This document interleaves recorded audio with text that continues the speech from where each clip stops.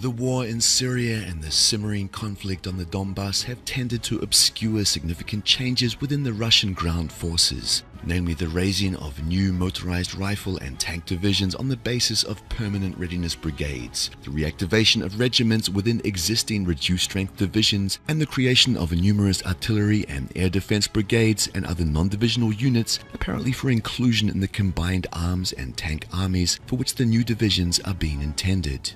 News reports from just the last few weeks have identified the following units undergoing reactivation procedures. The 42nd Guards Red Banner Evpatoria Motorized Rifle Division, which is being rebuilt using two motorized rifle brigades stationed within the Republic of Chechnya, assigned to the 58th Army of the Southern Military District. The 90th Guards Twice Red Banner Vitebsk Novgorod Tank Division being reconstituted on the basis of the 7th Guards Separate Tank Brigade stationed in Chelyabinsk region and assigned to the Central Military District.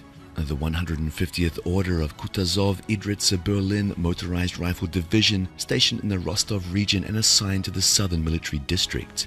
The 10th Guards Red Banner Order of Sovorov, Kutazov and October Revolution Uralzlyov Tank Division assigned to the Western Military District and stationed in the Voronezh region near the border with Ukraine. This division is being reformed using a divisional mobilizational base. Furthermore, the 4th Guards Kantemirovskaya Tank Division and the 2nd Guards Tamanskaya Motorized Divisions, stationed within the Western Military District in the vicinity of Moscow and assigned to the newly reformed 1st Guards Tank Army, have received an additional tank and motorized rifle regiment, respectively, to return them to full strength. In all cases, the units follow divisional organizations roughly similar to late Soviet-era formations, with the tank divisions having 3 tank and 1 motorized rifle regiments, and motorized rifle divisions having 3 motorized rifle and 1 tank regiment. It has not been reported whether the individual regiments will similarly follow the standard 3+1 mix of motorized rifle and tank battalions, though it appears likely they will do so. The units will utilize the standard range of equipment used by Russian heavy forces, including T-90A and T-72B3 main battle tanks, BMP-3, BMP-2, and BTR-82 infantry fighting vehicles, 2 S-19 self-propelled howitzers, BM-21 multiple rocket launchers, plus self-propelled air defense gun and missile systems. Eventually, the divisions will start receiving latest generation weapons that were first exhibited during the 2015 Victory Day Parade, such as the T-14 MBT, Kurganets and Boomerang IFVs, T-15 Heavy IFV, 2 S-35 Koilitsia SV self-propelled howitzer, as well as possible upgraded T-90 AM and BPM-3M vehicles. While no re-equipment schedule has been announced, it seems highly likely the units of the 1st Guards Tank Army, which will form the Ground Forces Strategic Reserve to be used in decisive defensive and offensive operations, will enjoy the top priority in that regard. The activation of these units is being accompanied by equally significant reinforcement of non-divisional formations such as separate artillery, air defense, and combat engineer brigades and battalions that would naturally support the larger units during high-intensity combat operations conducted by the 1st Guards Tank and 20th Combined Arms armies. Separate motorized rifle and tank brigades that are not being converted into divisions have also had their troop and equipment strengths increased, and there are reports that some of them will become all volunteer for rapid reaction and possible expeditionary missions. The fact these are costly, long-term investments in Russia's security along its western borders suggests that, in spite of the political changes in the West illustrated by the election of Donald J. Trump, Brexit, the Italian referendum, the Russian leadership does not necessarily view them as indicators of an irreversible and permanent change in Western policies, away from regime change, color revolutions, and confrontation with Russia. EU especially is experiencing the worst crisis of its short existence, and the prospect of its disintegration is driving its elites to frame Russia as a threat to the EU's through such means as, if Western media are to be believed, hacking, propaganda, and even weaponizing giant squids in order to preserve some semblance of European unity. The prospect of Ukraine's collapse as a state has had the effect of increasing Ukrainian bombardments and provocations along the border with Novorossiya. Finally, many in the US and indeed in Europe are correctly perceiving the recent developments in Aleppo as a victory for Russia and a defeat for themselves, which will naturally prompt them to take revenge elsewhere. The ongoing modernization and expansion of ground forces are by far the most important component of Russia's conventional forces, indicates that the Kremlin is aware the crisis has not yet passed. Indeed, it may not have even reached its peak yet.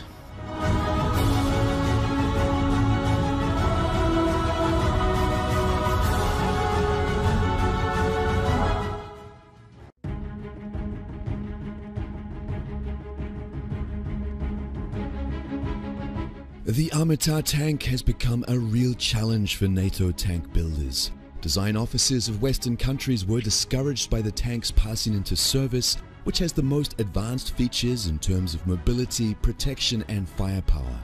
That is why tank builders have had to adjust their current projects on future tanks and prepare them for a possible confrontation with the Armata on the battlefield. But are the efforts being made to catch up to the Russian engineers successful? At the Euro-Satori exhibition, which was held in June in France, German weapons company Rheinmetall presented a promising sample of a 130mm gun, L-51, which is aimed at combating modern armored vehicles, including Russian main battle tanks MBT T-14 and the Armata. The latest modifications to the T-90 were also presented. Manufacturers are affirming that the gun will be between 10% and 50% more efficient than the previous model of the 120mm gun, the L-55, which is widely used in the army. However, the manufacturer has not reported on the method of estimation for the effectiveness of the gun. Despite the increase in the firepower of the gun, its weight remains almost the same. The shutter with a vertical locking mechanism weighs about 3 tons and the trunk has a weight of 1,400 kilograms. This result is achieved through the use of high-tech materials and optimal design that allows for the new gun to be used on existing tanks of the latest modification, such as the German Leopard 2A7. This means that the weapon can be distributed widely. It can also be installed on the projecting German-French tank, the MGCS, which is anticipated to be placed into service after 2030. To increase the armor penetration for the gun, new, longer and heavier projectiles were developed. Armor-piercing fin-stabilized discarding sabot APF SDS, as with separable trays and high-explosive air-bursting munitions HEABM. Despite the manufacturer's declaration of the significant increase in the firepower of the guns, experts have expressed doubts. The sample that was presented is designed for manual loading, and experts have confirmed that the rapidity of fire cannot exceed more than 6 to 8 rounds per minute. The T-14 has an auto loader which provides for the rapidity of fire of about 10 to 12 rounds per minute. Regarding the increased efficiency of the gun's shot, as claimed by Rheinmetall, it must be noted that the round's DM63 for the previous gun model, the RH-120 L-55, which is installed on the tank Leopard 2, has a penetration of up to 800mm of homogeneous armor. Therefore, an efficiency of 10% in the L-51 model yields 880mm. In comparison, Armata's 125mm gun, the 2A82-1M, provides armor penetration of between 850mm and 1000mm. The 152mm gun, the 2A83, which has been tested in the 90s and into the century, will be installed on Russian tanks in the future. Hit 1 at 24mm of homogeneous armor. It is known that field tests of the German guns were not carried out and that the gun has not been set on a real tank. Therefore, it is hardly possible that a 50% improvement in the performance of the German gun can be said to be achieved. The Russian tank crew is set in a separate capsule protected by a modern, multi-layer counter-heat protection effect armor. In addition, a dynamic Armata Malachit protection system and the active protection system Afghanit provide protection against all existing anti-tank weapons. Finally, according to Armata's developers, the mounted machine gun, which obtains data from the Active Electronically Scanned Array AESA radar, is able to protect the tank by knocking the flight of anti-tank missiles and changing the trajectory of the rounds or damaging commutative jets. It appears doubtful whether the new German gun can defeat such a fortress at this stage, even with a possible 50% increase in its efficiency. Of course, much depends on the situation awareness systems used, the ammunition, fire correction systems and electronic warfare. But it will take years or decades to develop such a combat complex and corresponding strategy of its application. It should be kept in mind that Russian engineers will continue to design more sophisticated armaments. Since it is possible to now assert that the Armata is currently the most powerful and protected main battle tank in the world, Rheinmetall's affirmations that the gun can defeat the T-14 are seen as a marketing ploy in an attempt to attract the attention of potential customers to the objective problem of the need to combat the modern Russian tank. The arms concern also raises the question of the expansion of financing for such developments. Clearly the Western, or at least the European tank building industry is behind the Russian industry. Nevertheless, the US military technologies could pose a significant threat to Armata, as demonstrated by the Future Combat Systems FCS and familiar doctrines.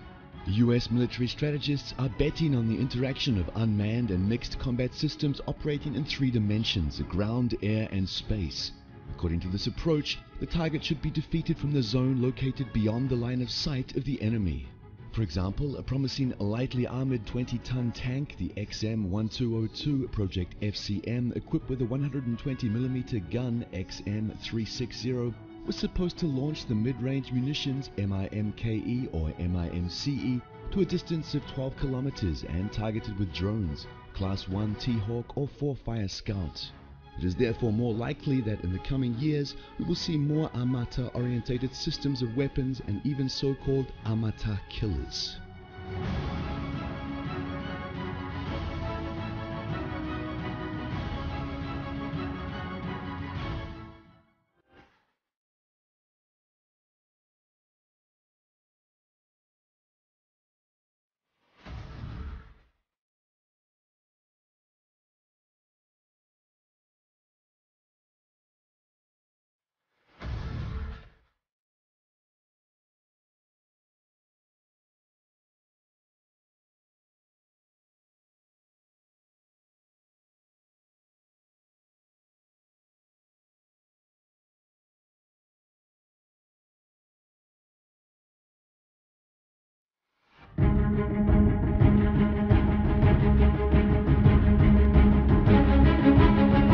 Mikhail Kalashnikov's masterpiece has been the Soviet and Russian military's principal individual weapon for nearly 7 decades, and it is a testimony to the brilliance of the design that it defies replacement and instead lends itself to further modification.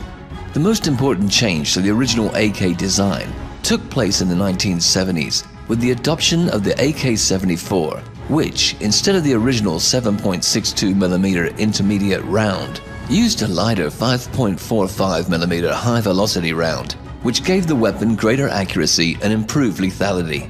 The AK-74 in turn gave way to the 1990s vintage AK-74M, which introduced composites to the design, giving it that characteristic black rifle look, and included a number of other improvements to improve its durability and facilitate the use of night vision and aiming devices.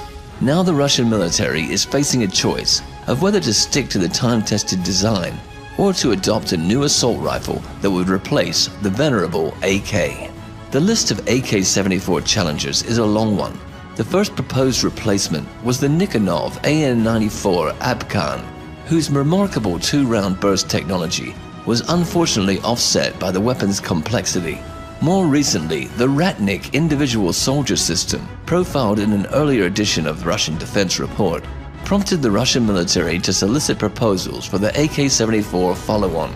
2 rifles were entered, the AEK-971, whose balanced action design virtually eliminated recoil, and the Kalashnikov concern's AK-12, which was designed by Vladimir Zlobin.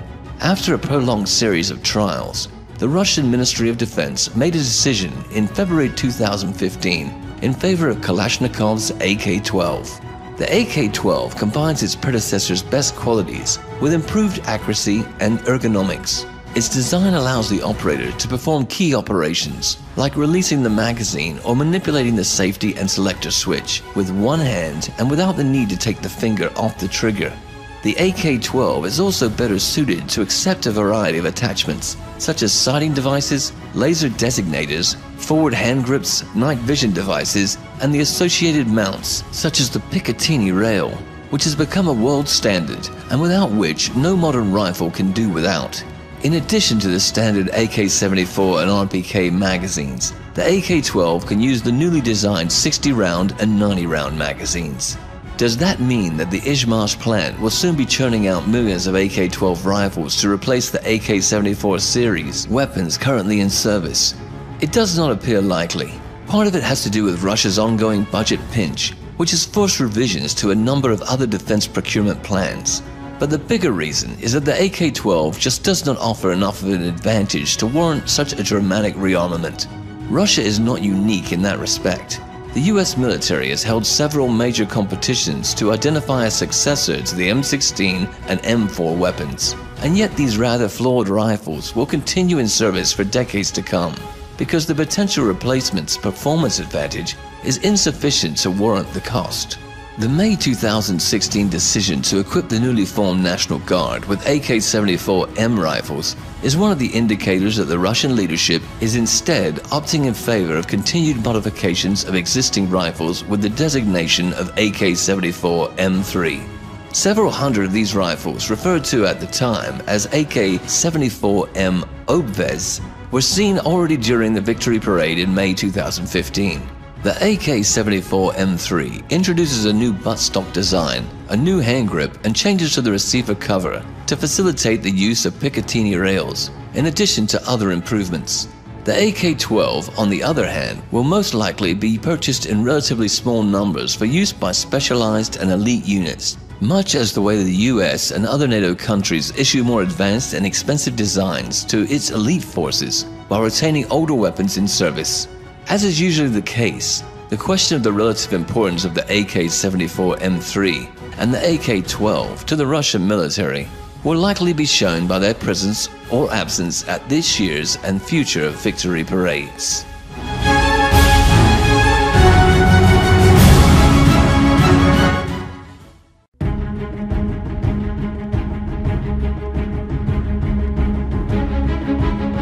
One of the key sectors of Russian military modernization is its tank fleet, which still includes many unmodernized T-72B and T-80U tanks. In order to close the tank quality gap with NATO, Russia opted to upgrade the T-72B to the T-72B3 standard, a modernization that yielded a modern tank comparable to the T-90 at a fraction of the cost of buying a new T-90. The T-72B3 tank, which entered service in 2011 at the rate of about 200 a year, and which became widely known thanks to the annual tank biathlon competitions, was intended to be a stopgap measure until the T-14 of the Armata family became operational. According to statements by the Uralvagonzavod, Russian procurement plans entailed the purchase of 2,000 T-14 MBTs. These plans appear to have been modified due to several factors which appeared in the last 2 years. The first was the crisis in Ukraine and the heightened state of conflict with NATO. The crisis raised the need for a truly modern MBT comparable to NATO's tanks to become operational as quickly as possible. While the T-72B3 can be fairly described as a modern tank, it is still inferior in some respects to the latest NATO Leopard 2A6 and M1A2 Abrams tanks. Secondly, the basic T-90 design was also rapidly becoming dated, which reduced its international competitiveness, as evidenced by the success of Ukraine's Aplot tank in the 2011 competition in Thailand, where it won over the T-90. While the T-90 has enjoyed considerable export success, including major contracts with India and Algeria, it is now facing the prospect of being eclipsed by more recent designs from China and even Ukraine. Third, even though Ukraine proved unable to fulfill the Thailand contract in a timely manner, producing only 5 tanks a year in 2014 and 2015, the Russian leadership has to consider the worst-case scenario of Ukraine ramping up a plot production for domestic use with NATO's assistance. Fourth, Russia's economic crisis, caused mainly by the rapid drop of oil prices, means that the ambitious military modernization plans face the need of being as cost-effective as possible. Fifth, the T-14 is a radical design featuring many revolutionary technologies. It is a technologically risky project featuring many as yet unproven technologies, with the possibility of developmental delays. Since its design is very different from earlier Russian tank designs, its introduction would also require considerable changes to the training doctrine, as tank crews trained to use Russia's current tanks would be ill-prepared to use the T-14. As a result, it would be unlikely that Russia could field a sizable and fully operational T-14 force before 2020 at the earliest. The change to Russian procurement plans induced by these factors became apparent in the summer of 2015, when the Russian MOD announced its T-90 fleet would be modernized to the T-90AM variant. This version of the T-90, known by its export designation of T-90SM, was developed in recent years, apparently in response to the T-90's aging and the emergence of viable Chinese and Ukrainian competitors, and was not intended for adoption by the Russian military.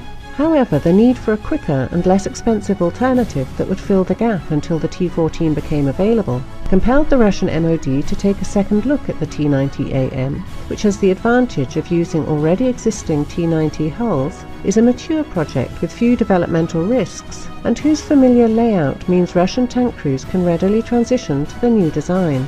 At least one T-90AM with the 2A82 125mm tank gun developed for the T-14 is undergoing tests at Nizhny Tagil, and upgraded vehicles could be delivered to Russian units as early as 2016 if the Russian MOD desires it. Therefore, by 2025, Russia's tank fleet is likely to consist of about 1,000 T-72B3 tanks, 400 or so T-90AM, and about 500 T-14s, with their numbers steadily increasing. This force would have both qualitative and numerical superiority over any conceivable combination of Russia's opponents at that time.